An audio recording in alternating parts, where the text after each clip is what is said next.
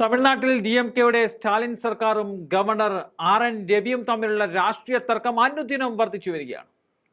തമിഴ്നാട് നിയമസഭയുടെ ബജറ്റ് സമ്മേളനത്തിന്റെ തുടക്കത്തിൽ തന്നെ ഗവർണറും സംസ്ഥാന സർക്കാരും തമ്മിലുള്ള പോര് ശക്തമാവുകയാണ്. തമിഴ്നാട് നിയമസഭയിൽ ആദ്യ ദിവസം തന്നെ നാടകീയ രംഗങ്ങളാണ് അരങ്ങേറിയത്. അതോടെ വിഷയം കൂടുതൽ ചൂടുപിടിക്കാനാണ് സാധ്യതയുള്ളത്. ഗവർണർക്കെതിരെ സർക്കാർ നിയമസഭയിൽ പ്രമേയം പാസാക്കിയതോടെ ആക്ഷേപങ്ങളുടെയും പ്രത്യാരോപണങ്ങളുടെയും രാഷ്ട്രീയം വലിയ തോതിൽ ഉയർന്നിരുന്നു. തമിഴ്നാടിന്റെ ബജറ്റ് സമ്മേളനം ആരംഭിച്ചതിനാൽ പതിവ് പോലെ ഗവർണറുടെ പ്രസംഗം നിശ്ചയിച്ചിരുന്നു. സംസ്ഥാന സർക്കാർ പറഞ്ഞ വിഷയങ്ങളിലായിരുന്നു ഈ പ്രസംഗം. എന്നാൽ തന്റെ പ്രസംഗത്തിന് മുമ്പും ശേഷവും ദേശീയ ഗാനം ആലപിക്കണമെന്ന ആവശ്യം നിരസിച്ചെന്ന് പറഞ്ഞാണ് ഗവർണർ രവി ഏതാനും മിനിറ്റുകൾക്കുള്ളിൽ പ്രസംഗം അവസാനിപ്പിച്ചത്. കൂടാതെ സംസ്ഥാന സർക്കാർ തയ്യാറാക്കിയ പ്രസംഗത്തിലെ പല കാര്യങ്ങളിലും തനിക്ക് വിയോജിപ്പുണ്ടെന്ന് ഗവർണർ രവി പറയുകയും ചെയ്തു. പ്രസംഗം അവസാനിപ്പിച്ച് ഗവർണർ തിടുക്കത്തിൽ ഹാൾ വിട്ടു പോവുകയും ചെയ്തിരുന്നു.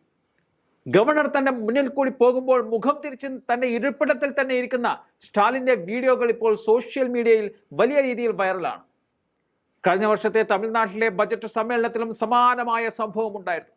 അന്നും ഗവർണർ രവി ബജറ്റിന്റെ ചില ഭാഗങ്ങൾ സഭയിൽ നിന്നും നീക്കാൻ നടപടി സ്വീകരിച്ചിരുന്നു.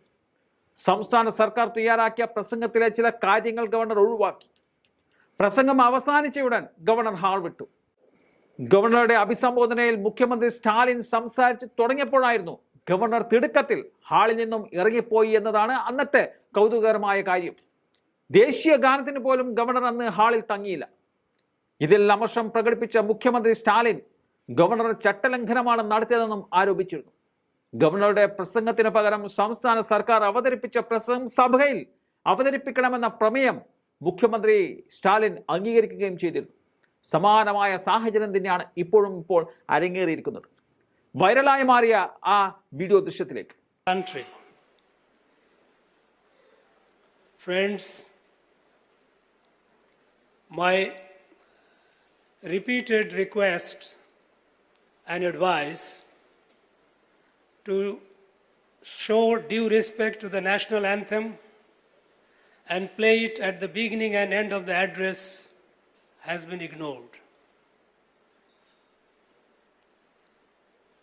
This address has numerous passages with which I convincingly disagree on factual and moral grounds. I lending my voice to them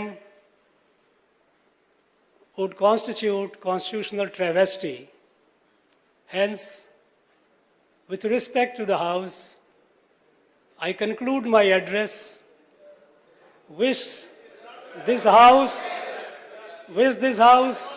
a productive and healthy discussion for the good of the people. Valga Tamil Nadu, Valga Bharatam. Jai Hind, Jai Bharat, Nandri.